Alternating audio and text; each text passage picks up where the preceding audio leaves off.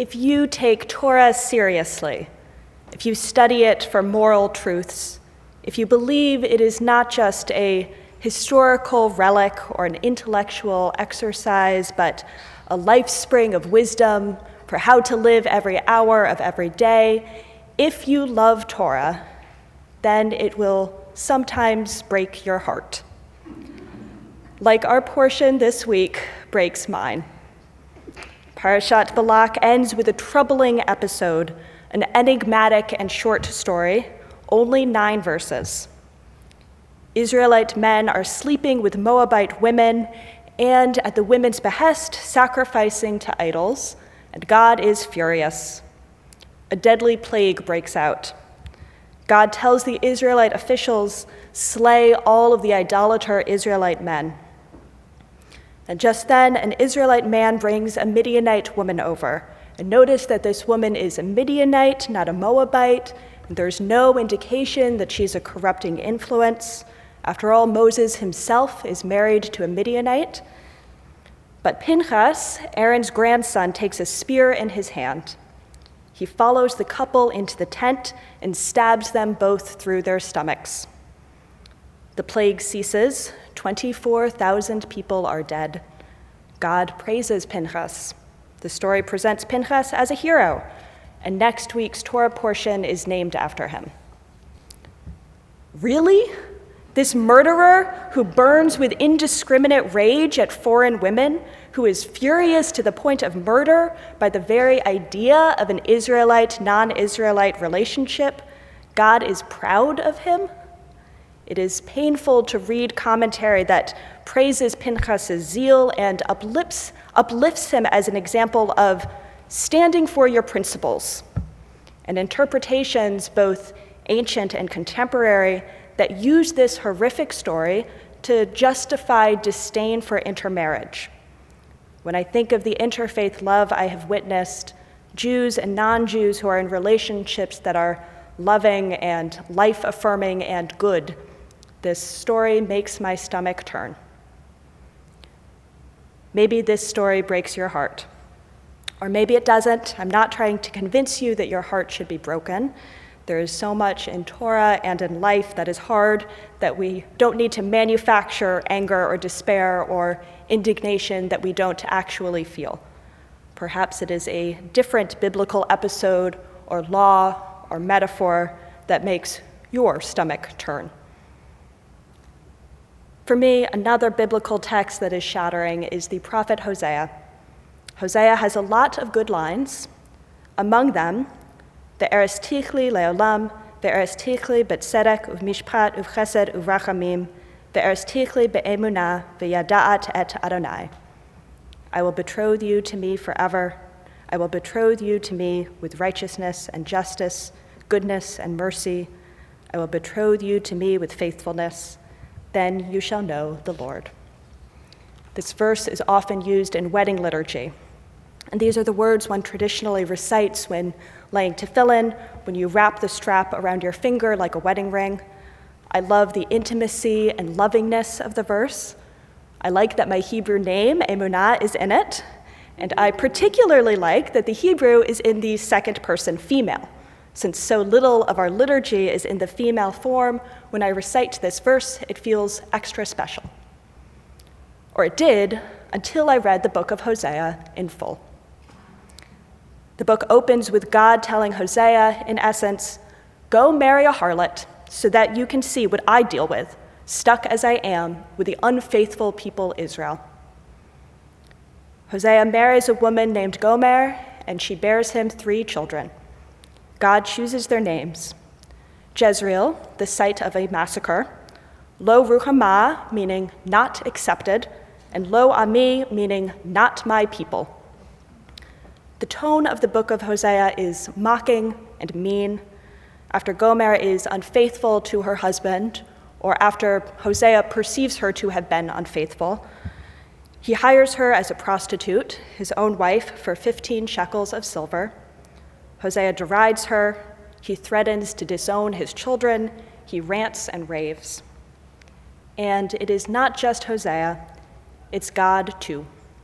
Israel as unfaithful wife and God as corrective husband is a metaphor that runs through many prophetic books, and it comes in perhaps its most violent form in Hosea. After God as husband viciously punishes Israel as wife, the book moves on to language of covenantal love, messianic visioning. But I cannot move on so easily. What the Israel as wife, God as husband metaphor implies about women and men and marriage and God, it is all disturbing. And the gender-based violence that Hosea attributes to God is revolting. So what do you do when Torah breaks your heart? And let's assume that rejecting Torah is not on the table. Let's assume you are bound to Torah, that the only way you can imagine living a life is Jewishly, that you know that the good outweighs the bad, but still your heart is broken. You want to pray, you want to keep learning, you want to do mitzvot, but you are paralyzed with anger and disgust at Torah, at Judaism, and at God. What then? There is no one answer, but we can talk about a handful of approaches for moving forward. Option 1, try to accept the Torah entirely. Say that if this is Torah, it must be right, and if it troubles us, we must be misunderstanding in some way. Try to turn off our intellectual and moral instincts. I doubt that this approach is tenable for most people in this congregation. I will say it has never worked for me. Another option is a historical approach. Studying a troubling passage in its cultural, historical context can sometimes help. We can try to reconstruct a moral pathway which, even if it doesn't get all the way to justice and goodness, at least it moves us along in the right direction. We can appreciate piecemeal progress. Or perhaps we can take a text-critical approach, learn about biblical authors and their motives, dissect the Torah in an academic way. But for the truly heartbroken, such an approach may not provide true consolation, for you can rarely intellectualize away heartbreak. A third way to move forward is to turn to our traditional commentators. Often the sages are disturbed by the same things that disturb us. Often the Talmud will soften the Bible's harshness. Jews are not biblical literalists. We live by the Torah as it has been refracted by millennia of interpretation. When we see generations of Jews feeling troubled in the same way we do, that can make us feel less lonely. But conversely, if we cannot find others disturbed by the things that disturb us, that can leave us feeling even more lonely.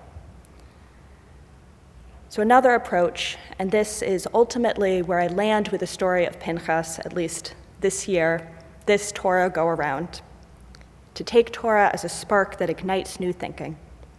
Navigating tough Torah can push us to clarify what it is that we believe. Reading the story of Pinchas, my reaction is visceral.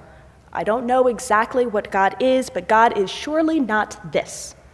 The living God to whom I pray does not want people in interfaith unions to die. God does not seek extrajudicial violence, and God does not reward vigilante zealot murderers. Or the book of Hosea, the sexist bile that Hosea spews cannot be God's genuine words. We know in our hearts that people who suffer in our world are not being punished by God. So when we read Torah, we ought not contort ourselves to justify the unjustifiable. Torah is our people's record of our encounters with the divine, an inexhaustible source of wisdom, but neither history nor an exact transmission of God's will. The way we conceive of God has to be more substantive than Bible-based character analysis. Living Jewishly has to be more thoughtful than replicating the most violent and hate-filled parts of our holy text. In Pirkei Avot, it is written about Torah, turn it and turn it, for all is in it. And look in it, grow old and worn in it. Do not move from it, for you have no greater portion than it. All is in it, the beautiful and the devastating, the holy and the profane. Look in it. May our study be vast, our heart break small against the beauty and meaning that Torah infuses through our lives. Grow in it. Let our learning change us all the days of our lives. Let our interpretations of Torah change and never ossify as we age. For you have no greater portion than it. Let Torah comfort us, heal us, move us, inspire us, and bring us closer to God, sometimes in unexpected ways, sometimes through lessons learned slantwise, because sometimes we crash against Torah and it hurts, but both parties will survive. Shabbat Shalom.